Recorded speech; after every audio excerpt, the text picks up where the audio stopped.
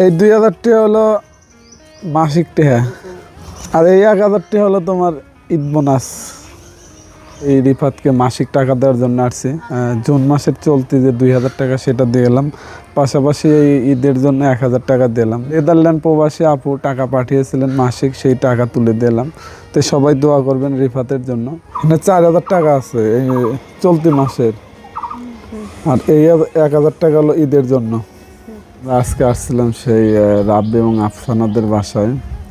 মাসিক টাকা 4000 এবং ঈদ উপহারে 1000 টাকা, মোট 5000 টাকা দিয়ে এলাম। নেদারল্যান্ড প্রবাসী আপু ওদের মাসিক টাকা পাঠায়, আমরা মাত্র এখানে পৌঁছে দিয়ে গেলাম।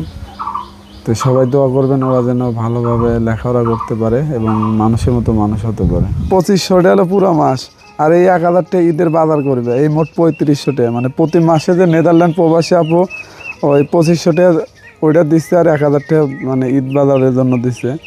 শিশু খাদিজা এবং সুমির বাসায় তাদের প্রতি মাসে আমাদের নাম প্রকাশে অনিচ্ছুক নেদারল্যান্ড প্রবাসী প্রিয় আপু তাদের প্রতি মাসে 2500 টাকা এর জন্য তাদের জন্য 1000 টাকা বোনাস হিসেবে পাঠিয়েছে, মোট 3500 টাকা।